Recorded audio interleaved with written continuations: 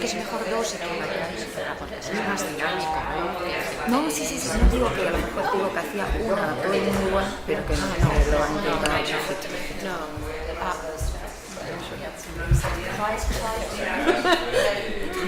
So 2 minutes per question. Okay. So that and then one final minute as conclusions, each of you, inspired by what others have said. So that makes 5 minutes for each of you, so that is 30 minutes, then my introduction and my closing, and since usually sometimes it's not easy to stick to the 2 minutes, let's just say that we can have then one more final minute to conclude. So I think it's better. I'm willing to donate 1 minute to everyone else. And also to the audience, maybe they want to make some questions and some interaction. This is something I'm not sure if we are supposed to ask the audience for questions. No one told. Don't look at me, I have no idea. In the other table, when I attended, I think that would be nice. I think it's or nice. Even virtually. So it's live stream? Yeah. Okay, good. So I think that makes sense. No, 5 minutes as a whole for each of you. That would be 30 minutes, and then we can have questions. Then maybe the artificial intelligence assistant. Yes. No sé. ¿Esto funciona? Does this work? Do you think? No, it doesn't. No.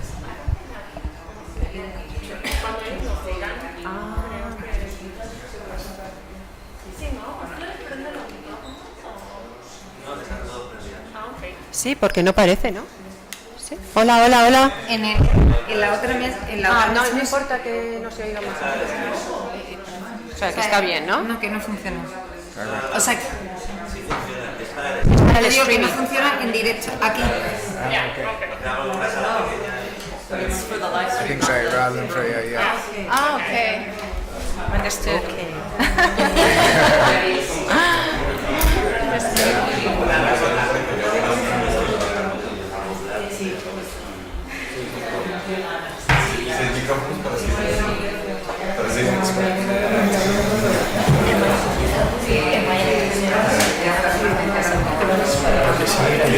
Que se intenta Lo más cerca posible, ¿no? Muy bien. Nada. We're running a healthy space program across Asia.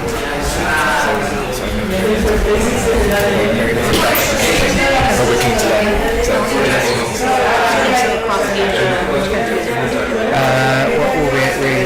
AIA is the company, and we only operate in Asia, and we're headquartered in Hong Kong, and a lot of our growth is from China, but then we're across 16 other markets, including Asia Pacific, so Australia, New Zealand as well, but in all the major markets across Asia. And they vary quite differently, so some very developed and less developed. But it's fun. It's only about 5% of my role, but I get about 95% of my enjoyment from it. And so this is a set project? Yeah, it's a good question. So it's our innovation is healthy wellness. It's health and wellness. Sí, más que nada, sí, tampoco voy a hacer yo así de para llevar amazing to local language and give free to schools, so they can access them digitally or physically. And then we also ya teníamos que haber empezado. Sí, entonces vamos back of that, and there is a competition schools can enter into, saying this is what we do to improve the health of our students.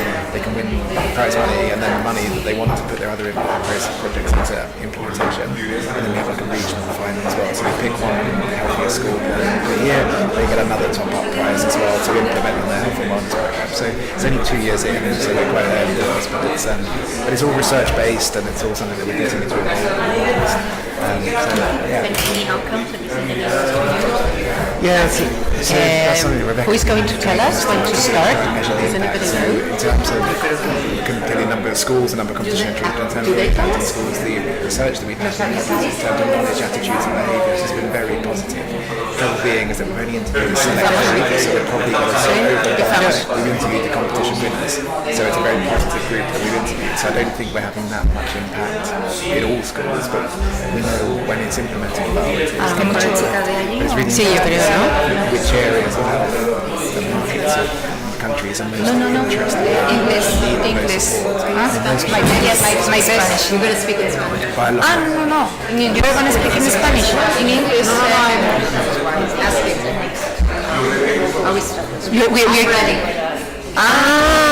But I think that it's in English, no? I think. Esto se supone que es todo en inglés, ¿verdad? Esta mesa se supone que es en inglés. ¿Vosotros sabéis nada? No francés. Inglés, I think. Yeah. Gracias. ¿Pero nos dan el aviso para empezar? Yo creo que voy a preguntar, ¿Empezamos ya? ¿Empezamos?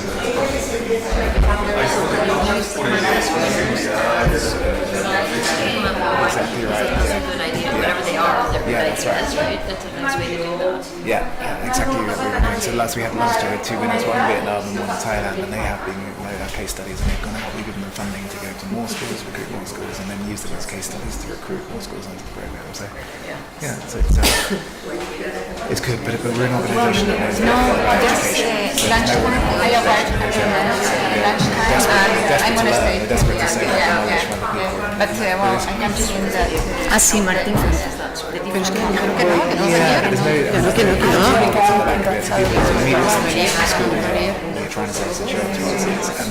Well, so yes, I guess ultimately it's to create a stronger brand. good afternoon, everyone. It is my pleasure to welcome you all to this magnificent panel of speakers inside this Global Education Forum 2024, Education Shaping the Future, Keeping Us Human. And what we are going to deal with in this panel is the role of artificial intelligence in student well-being. The integration of artificial intelligence in education has both, I think we all agree, has both positive and negative impacts. We can see how artificial intelligence can help us develop more personalized learning experiences. At the same time, we can also see this when we deal with well-being programs. But on the other side, there are ethical considerations related to privacy, and also the particular connection of how we can make sure that the integration of artificial intelligence is going to respect emotional intelligence, all these inner factors for growth that are so essential in students' development. It is clear that we need to address these as impacting the long life learning, starting from preschool. And quoting Henry Morris, we can say that everyone is a learner and every learner matters. So, as I said, I'm very, very pleased and thrilled to welcome this magnificent panel that I would like to give the opportunity to introduce themselves in this first round of discussion. So let us start. Maybe if you like to, Rebecca. Sure. Hello, everybody. And I guess we have an online audience also. I'm not sure where the camera is. Yes. There's the camera. Hello. My name is Rebecca Winthrop. I am the director of the Center for Universal Education at the Brookings Institution, and I'm also a senior fellow there and do research on a range of topics, including student engagement. Good. So, first of all, thank you very much for inviting me to this amazing event. I'm Raquel Serradilla. Hello, everyone. 30 years of experience in the IT industry, working for many companies, delivering many technologies, and I had the opportunity to work in the last 2.5 years for a world leader in the IE industry and data. Delivering many use cases that I'm sure apply to this context of education and well-being student. And now I'm working as senior advisor and also as independent board member for a 2 Spanish company. And thank you very much. I will do my best to share with you my knowledge on this. Sure. Hello, good afternoon, everybody. I'm Ruth Castillo, Wella, and it's a pleasure to be here, to have invited here and discussing about student well-being. I'm Director of Academic Design in UCJC. I'm also professor in the degrees of psychology and education in UCJC, and I'm senior consultant of the Yale Center for Emotional Intelligence. This is a center pioneer in the development of emotional intelligence training and assessment in the United States, and I have the pleasure and the honor of collaborate with them since 2010. And here in Psych Education Group, we lead an important project implementing social emotional learning in all the 3 schools that the company has, and we will like to share with you also some of our discussions or reflections about that. My name is Marian de la Morena. I'm director of the Be Well Center at UCJC, and I have the honor to be moderating this panel. My name is Fernanda Martinez. Hello, everyone. I'm Networks Manager at the Wellbeing Project, an NGO focused in catalyzing a culture of inner well-being for all change makers, because we are all change makers. And we have conducted research around well-being in education and well-being for teachers and students. Hello, I'm Tanya Gamby, and I'm a clinical psychologist, and I am one of the co-founders of Human Systems, which is a new subsidiary or spin-off from SNHU looking at education in the time of AI. So the Director of Health and Wellness for that program, and how do we more holistically integrate psychology, health and wellness, and practices kind of for this new generation of learners. Thank you. Stuart Wolford, good afternoon everyone. I have a confession to make to start with. I'm neither an expert in AI or an expert in education. I'm a bit of a fraud here, so please bear with me. So I work for a company called AIA. It's got AI in the title, but it's nothing to do with AI, so that's the third reason I'm a fraud. But our business has a purpose of helping millions of people across Asia. We're an insurance business, a life and health insurance business, the biggest in Asia. We just operate in Asia. And we have a purpose of why we exist, and that purpose is to help millions of people across Asia live healthier, longer, better lives. And we don't just do that through our products and services, we do that through an initiative that the most proud thing I've done in my career so far is to create a program called AIA's Healthiest Schools, giving free health and wellness and materials to schools, all research-backed and curriculum teacher-led and created content to help individuals in schools at primary and secondary level be healthier. So across 4 pillars: physical health, mental health, environmental health, and nutrition. And we'll talk about that more throughout. So thank you for having me. I look forward to, as you say, we're all learners. I'm probably going to learn the most here this afternoon, so thank you.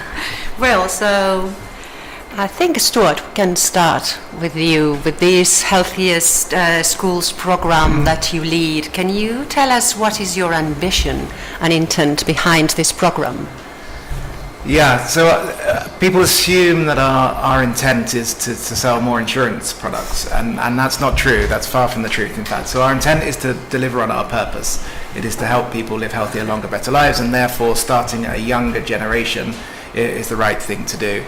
And we are not experts at all in education. No one in our organisation is this, which is why we need to learn from others. This is a learning journey for us as an organisation. But what we want to do is help give the tools, the motivation, the inspiration and the education for young people across a wide variety of markets across Asia. We operate in 18 markets, from countries such as Hong Kong and Singapore, which are very developed and have good understanding in the main of health and wellness, to other markets who don't, such as Cambodia and Myanmar, and there's a wide spectrum of markets there. And we want to bring everyone's understanding of health and wellness up across those 4 pillars. And in particular, actually, when we started our research, when we created this program with teachers and with educational experts in the markets, there was seen to be a need across all 4 pillars: physical, mental, environmental, and nutrition, but particularly on mental health. That was the area that most students and teachers said they felt less prepared to help bring the level of understanding and usefulness up. So that's an area that we really have an intent behind, to really help improve the health and wellness of the younger generation across Asia, with the hope that that inspires their families, their communities, and more broadly. And we'd like to play a role within that. Wow, impressive. And then Tanya, picking up your brain, how do you think we we can utilize artificial intelligence to personalize wellness programs and intervention to better meet the needs of the students, the individual needs of the students? Yeah, I think that's a great question and kind of ties into what Stuart's talking about. You know, if you look at the students that are entering higher education, which is my focus right now, they're coming in at one of the highest rates of mental illness, loneliness that we've seen possibly ever. So you're coming in with students that are starting at a low baseline in terms of their wellness practices. And I think when you look at AI, you know, we've worked a lot in silos. You've got your medical silo, your educational silo, your mental health silo. And what AI gives us the opportunity to do, I think, is to move beyond silos, to work more interdisciplinary. I think that for many of these disorders, it's a multifactorial issue. This isn't just, you know, it's depression and anxiety. We're actually not seeing a rise in schizophrenia, in bipolar, in serious mental illness. What we're seeing a rise in is what I would call more the angst-based disorders. We're not happy, we're not healthy. We have an increasing rate of chronic physical illness. So some of the ways that I think AI can personalize is to look at the student as a whole individual and begin to look at all of these different factors. AI can analyze, machine learning can analyze multiple variables and multiple factors, and we can really do what I think psychology, in the medical field, they're talking about personalized medicine. For the first time, I think in mental health, we have an ability to maybe do personalized mental health treatments where really you're looking at the factors that are specific to that individual and figuring out what works best for whom, and how do we implement those at scale in a way that actually drives engagement from the students. Thank you, thank you. And Fernanda, if we think that we put the students first and we consider the student well-being, but then if we think about this, what is the teacher's role? So what can you tell us about this? How does the quality of the teacher-student relationship impact the learning process and students' engagement, academic results in the age of artificial intelligence? How do you think we can put all this together? Well, even though we become more digital every day, we are still human. And as we have seen throughout all the sessions today, this is a very relevant topic. And as human, we are part of a community. We live with other humans. And teachers play a crucial role in this society. Recently, we conducted a study together with WISE, the initiative of Qatar Foundation, and also the University of Illinois in Chicago, about the importance of the relationship between teachers and students in the learning process.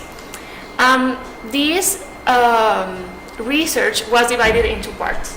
First part was a scoping review, who revealed a huge gap in research about teachers' well-being. And the second part was there were several interviews done in 5 different countries to teachers and students. And actually what highlighted that second phase of the research was that positive and supportive relationships are consistently linked to motivation, engagement, and achievement of students in the learning process. So now, in this era of AI, teachers can leverage technology to strengthen these relationships with students, but being careful in maintaining these human elements that are essential for teaching and also for learning. For example, AI can assist teachers in automatizing or managing administrative tasks. So teachers can have time to build these relationships, these meaningful relationships with students, because some of them take time and effort. It's a process. So with this time, AI can allow teachers also to build emotional support and to foster something very important, this is the sense of belonging in the classroom.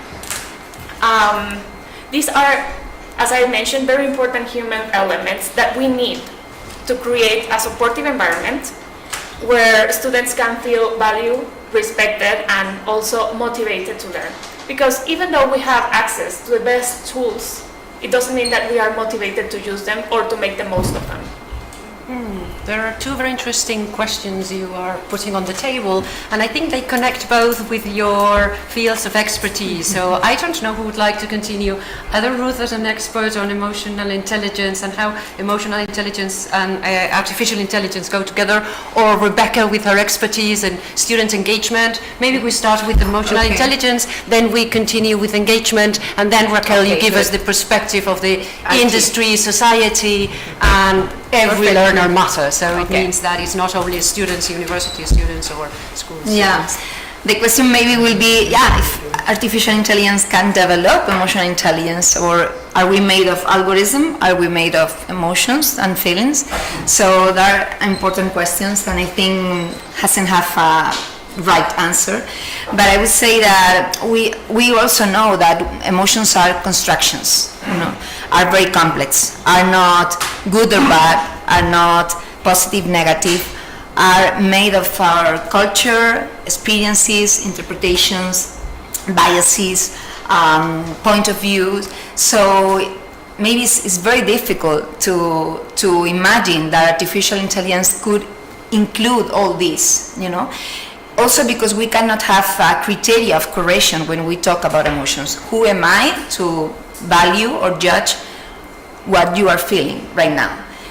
It depends probably of your culture, of your experiences, of your personality, of your interactions, of your interpretations. So there are no fixed answers, and there are not fixed solutions that maybe artificial intelligence could provide. Maybe artificial intelligence could provide the cognitive view of all this, but not provide the spontaneous naturality and the complexity that normally emotions and feeling can have. The same happens, for instance, when we talk about emotional intelligence, we incorporate the ability to recognize emotion in others, to regulate our emotions, but also to understand other emotions. So when we talk about empathic skills, we also know we have a perspective taking, which is cognitive, totally cognitive. I understand your point of view, I put on your shoes, and I understand what you are thinking, what you are feeling. But empathy has also an emotional component. It's the ability to connect, to synchronize, to co-regulate, to just, feeling what you are feeling. And this, I think, is more difficult to find in artificial intelligence. Maybe we can connect with others in a cognitive way, and artificial intelligence could help us to connect in a cognitive perspective, but then in the affective perspective, in the non-verbal communication, in the gaze, in the way you approach to someone. And this is what you already just told us, Fernanda, like the ability to connect, to create a sense of community, of belonging, Right now we are also approaching a very important problem with the unwanted loneliness in adolescents, in young people, which has to do with this. It's like we are living in a hyper-connected world, but with very few quality relationship, high quality relationship, and that's the problem. We have a lot of friends on Facebook and Instagram and all these things, but we don't have real connection with people. So this is an important problem. And as connected with the last thing that I would like to say, we pursue connection. We are designed to connect. Early in the morning we were hearing and listening this. We are designed to connect. We are created to connect. And to interact and to perceive this high quality connection. So this is important to attend when we are talking about the differences between artificial intelligence, who definitely can help and is a powerful tool for sure, but maybe cannot play the same role as emotional intelligence. In this emotional intelligence world, what is the role of artificial intelligence impacting student engagement? Rebecca. So this is a question we don't yet know the answer to, because it's very early days in the world of AI. And before I dig into because I think it really could be very bad, and I think it could be very good. And it really is all how we use AI and how we collectively figure out how to channel it for the positive, one hopes. But before I dig into that, just quickly, student engagement is really, really important in children's learning. It has components of everything that everybody just talked about, and it really is the way that kids, it's the moderator for learning. It's the, if you think of the context a child is in, it could be the home, it could be a classroom, it could be out with friends, it could be a YouTube video, and the learning outcomes on the other side, the level of their engagement in the middle is what gets them there. And engagement is multidimensional. It's are you showing up? Are you present? It's also emotional. Are you enjoying it? Do you feel, you talked about belonging. If you don't feel you belong in a classroom, you are thinking about a lot of other things. You're not able, the cognitive load is too much. You're not really able to pay that much attention to what your learning task is. It's cognitive also. Are you deeply learning? And it also has elements of agency. Are you being proactive about your learning? So engagement is incredibly important, and I worry in terms of AI. I worry about potential equity issues, that AI could be seen as a replacement for teachers in places, and I've certainly been in rooms where this has been discussed, because there is a teacher shortage around the world. So whether it's communities that are low income and don't have a lot of financial resources and don't have enough teachers or enough well-trained teachers, or it's in countries like Stuart was talking about, countries that are low income and don't have a lot of resources.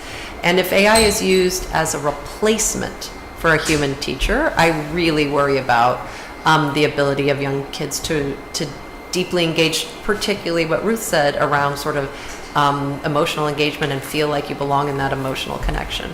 I do think also AI could be used to powerfully accelerate learning if it's done in a more engaging way. I think about examples. One of the examples I really admire, and you could imagine AI being used to generate this also, but is using virtual reality in science classes. Just even 10, 15 minutes a day in a lesson, kids get really absorbed, they're able to really interact, and then it brings to life the material they're learning in their textbook and can really accelerate engagement and learning. So, we don't know yet. Positive and negative impacts. It's all how we use it, and I think it's really up to us as an education community to try to push it in the right direction.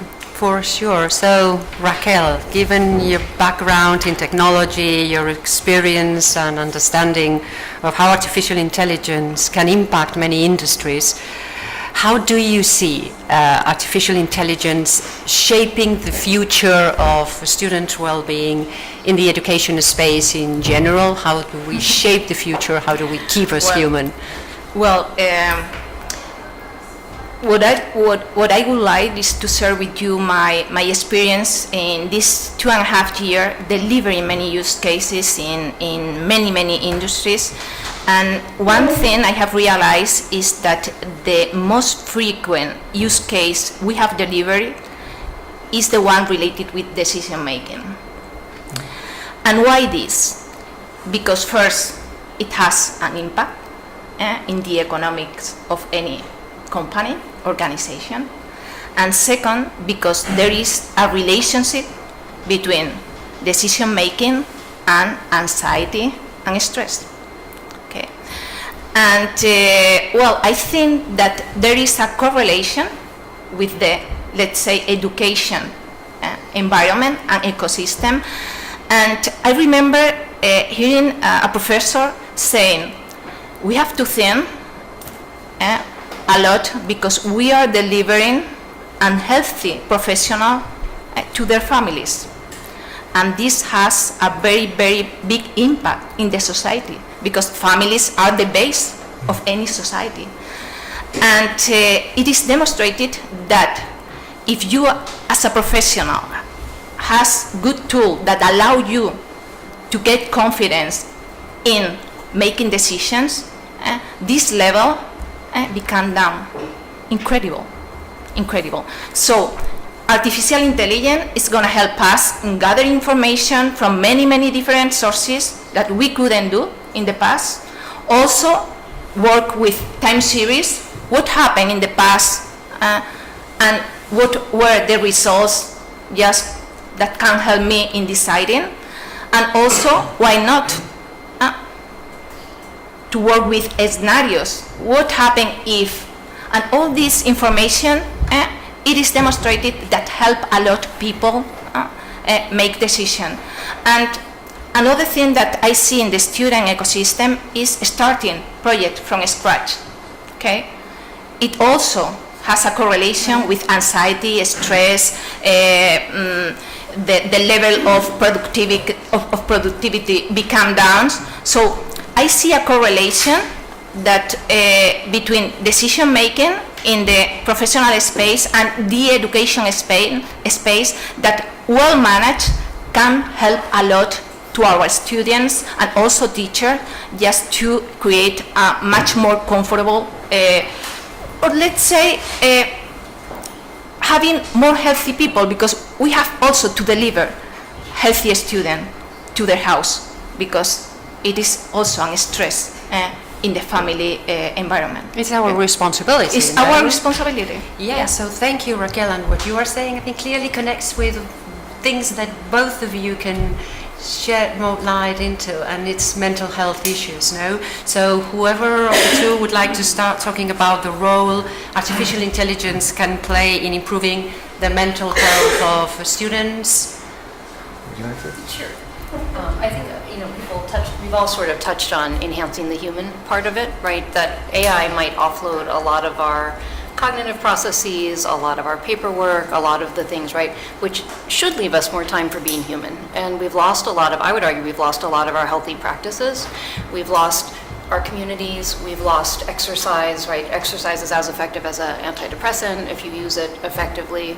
Human connection, right? Not having human connection is the equivalent of smoking a pack of cigarettes a day. So when we're looking at the way we're living, we've lost a lot of the practices that I think keep us healthy. And I think when we look at AI, it is this opportunity, exactly how, where you were, Rebecca, was commenting, it could go either way, right? So do we now have more time to be on Facebook and Instagram and TikTok, or hold up with our chatbot would be a really scary future. But do we, some of the pieces of being human and connecting, which I think you were relating to or commenting on, we don't actually know. Our brainwaves sync. The pheromones in the room influence my pheromones. We smell each other, the oxytocin release. So there's non-specific variables that happen when we gather together that we can't recreate on a screen or via a screen that we've lost. And I don't even think we quite know what we have lost, but our numbers are showing us that it's to our detriment. So I think we're going to have to be very deliberate in how we use AI, and not just giving people more time, in my experience, hasn't led to good outcomes. It's led to a lot of people online, shopping more, gaming more, porning more. So I think, each person touched on the deliberate ways that we may want to get in front of this. Yeah, continuing with mental health. Yeah, so I mean, when we originally started the program, we were focused very much on the mental health and the other pillars of students. But it became apparent, actually, and building on what Tanya said there, that actually one of the blockers or challenges we had to overcome to help our program become successful is actually understanding the mental health of teachers and the pressures that teachers are under at the moment. And if I take one market in particular, Hong Kong, that's a key market for us at AIA, teachers there reported to us that they didn't have time to run our program because lots of teachers have left Hong Kong in the last 2 to 3 years. There's a high focus on academic performance in terms of grades, and teachers are under more pressure, bigger class sizes, a lot that's been dictated in terms of the curriculum they have to cover, and therefore they haven't got time to focus on health and wellness. And it's hard to believe for me in terms of a holistic health and wellness, clearly a healthier child will be a more receptive to education, the more engaged child would have a better overall educational outcome. But that's not the way the teachers are feeling, and their personal health and wellness is jeopardized as well as part of that and the pressure that they're under. So as Tanya was saying, I think there's a role for AIA absolutely in delivering materials that are personalized, that are engaging at scale, but also time efficiency to perhaps relieve some of those pressures, if done well, that teachers themselves are facing, and some of the mental health anxieties that they are also under, as well as the students. Thank you. And Fernanda, you are the one carrying out this study, teacher-student relationship, and how artificial intelligence technologies can influence the dynamics, these dynamics of teacher-student relationship, and how can we probably redefine the student role Yeah. Well, I think that after hearing all your comments, they are super interesting. I come with a question or with a statement like, right now it is very difficult to meet the speed of technology. Every day, new research are launching. Every day, new ways of doing different things are invented, and the teachers before were, for example, in a small time, the only person who knew, for example, how to read. Right now, we have access to a lot of knowledge. So the teachers have a lot of pressure because they are not anymore the knowledge provider, and they are still expected to be the knowledge provider. And the students that have access to YouTube tutorials, hundreds of thousands that actually meet their learning styles, each of them, come with the teacher saying like, I learned this in YouTube, or I learned this in internet. So that's why I think this can be a huge opportunity to redefine the teacher's role and transform it from being the provider of knowledge to a facilitator of a learning experience. Because we are teachers, and I say we because I used to be a teacher, we are human and we can't know it all. I think that now the role could be to be the provider of this emotional support, because that plus encouragement, those are things that go beyond the academic content, and actually the tools that create a supportive and nurturing classroom environment. So when teachers, and this is part of the study that we conducted recently, show towards the students care, empathy, understanding, then it fosters this sense of belonging. And it is essential for students' motivation and also success. And I don't have a bigger proof of this than us being here together. Because we could be online. I mean, I could be in Mexico in my house. But I decided to come here and to meet you in person and to share things in person. So that's why I think this is still very important. Thank you, Fernanda. Well, so I think we are putting on the table very, very interesting aspects, and then it again connects with the importance of student engagement, and then also how can we connect artificial intelligence tools in order to develop emotional intelligence, or whether we might even became dependent on them. So again, whoever of the two, and then I would like probably you, Raquel, closing up with the more social impact, all this transformational influence of artificial intelligence in society. This makes sense to you? Yeah. So then whoever of the two would like to continue, then maybe this time you, Rebecca. Sure. I want to pick up on the question of sort of the importance of mental health and the role of the teacher and care and love in a learning environment, because there's definitely a two-way relationship. If you are not well, if you have anxiety, depression, or a variety of mental health problems, it's very hard to learn well. But it's also the reverse is true. If you're learning really well, if you're very engaged, you're enjoying it, maybe you get into a state of flow occasionally, like that is also a big boost for your mental health. So I think it's important to think about the two-way relationship, and how the structure of our pedagogy, the focus of our teaching and learning experience, which is what you were talking about, can really be a boost for mental health if we get it right. It's not only sort of mental health is something outside of the classroom, it's also what we do in the classroom. So that was just my last thought. Over to you, Ruth. Well, super interesting. No, sure. Yeah. Okay. No, just related to the idea of maybe becoming dependent to artificial intelligence, because why can we become dependent to artificial intelligence when we talk about well-being, when we talk about helping artificial intelligence to manage our unpleasant emotions? I think one of my hypotheses will be because artificial intelligence is not going to be judgmental with you.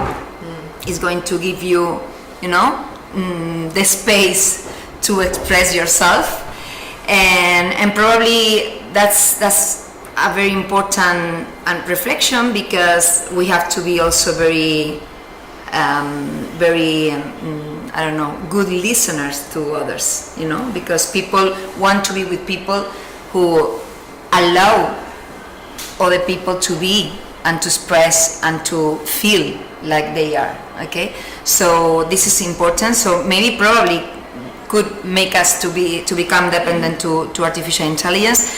And also because our brain is lazy by nature. I mean, if you provide solutions to a person, probably this person is going to want more and want to have the solutions, and your brain is going to get used to these solutions, to have all this done without any effort, okay? So we have to be very careful about that, because if we provide this to young people and we get young people to use artificial intelligence to have or to feel more well-being, to be more healthy or whatever, we maybe have the risk of become them lazy, or push them to look for their strategies instead of having all this done, okay? So this is an important topic. Obviously, artificial intelligence is going to help us to personalize treatment, to even early interventions in terms of cyberbullying, bullying behaviors, things like that. For sure, tailoring wellness plans for people, have a very good assessment and evaluation and reports of how are you feeling or whatever your I don't know, but definitely we have to be aware about something that is important also, is this dependency. So I would say that a possible solution to that is to use technologies for three things that I have written here and I think are important. To achieve self-knowledge. I think artificial intelligence could help us to know ourselves better, So maybe to spend a moment per day to reflect about, okay, I'm going to enter this door, how I'm feeling, okay, let's stop. How am I probably acting if I'm feeling jealous or anxious or anger or sad, okay? So artificial intelligence could help us to be more aware about how we are and who we are and what are our triggers or whatever. Second, to motivate ourselves to achieve goals, because artificial intelligence is going to set plans for me, personalized plans for me, so maybe I can see better what are my journey, my dreams or whatever. I'm a process for a personal growth. And third, to enhance emotional regulation strategies. We also know that emotional regulation is one of the best ability to increase our mental health and to promote our well-being. So maybe artificial intelligence could also provide like a wide variety of emotional regulation strategies, and that's very good, because we also know in psychology, we know that as much as wide as emotional regulation strategies we have, more flexible we are and more success we'll have in order to deal with these emotions. So these are my reflections.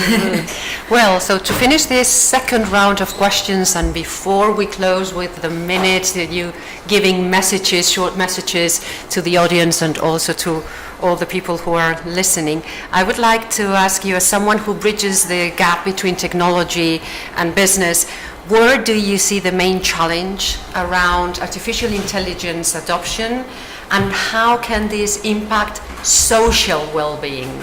Okay, good. I'm going to pick up a message coming from Fernanda, saying that around providing knowledge. For me, I think we should differentiate between knowledge and information data. okay? And this is where the main challenge is, data quality. If we do not have good data, we are not going to generate good knowledge, okay? And I think it's our responsibility to educate in this ecosystem, education ecosystem, to the students, to make them see that not everything is valid, okay? And that maybe the sources of information they are gathering just to study, to play, whatever, is not true enough, okay? And that is impacting somehow to them, okay? And to their health. Okay, so for me, we, in general, in the IT industry, we have a big challenge, and the challenge is to gather this data quality. Because data is artificial intelligence food, and if we do not feed artificial intelligence with good data, it's garbage in, garbage out, the Jira effect. So this is our responsibility, and also our responsibility is to understand why the outcome coming from the artificial intelligence is valid. So all the tools of the application that you can see in the market have to be able to explain us why this outcome and not the other outcome. So for me, these two are the big challenges we are gonna face to adopt AI in the coming years, okay? Data quality and explainability, okay? So I think in this ecosystem, in this, let's say, yes, forum, we should be the one responsible of educate in this way. So those are my 2 cents on the challenges. Okay. Good. So I think we only have 5 minutes. It's a pity we are coming to the end. So these 5 minutes for the short message you would like to transmit, and then maybe we can open questions from the audience. Stuart, you please. I'm not sure I've got a pithy conclusion, but I think what struck me as a reflection as we've gone round is that there is a real sense of humanity as we walk through in terms of the possibilities for AI, whether that be personalizing solutions, whether that be belonging, whether that be knowing yourself better, whether that be engagement. I think what's left me in this conversation is a real sense of the possibility, not just to keep us human, as it says there, but to actually to make us more human. And if done well, I think there is a huge opportunity there. So that would be my optimistic note that I'd like to leave. They are asking me for... Yeah. Sorry. Yeah, but I think it's a very nice conclusion, a very interesting conclusion. Okay, we all agree about this statement. So thank you very much to all of you. Education, shaping the future, keeping us human. Thank you very much. I think the message is very positive, very optimistic, and let's go for it. Thank you. Thank you.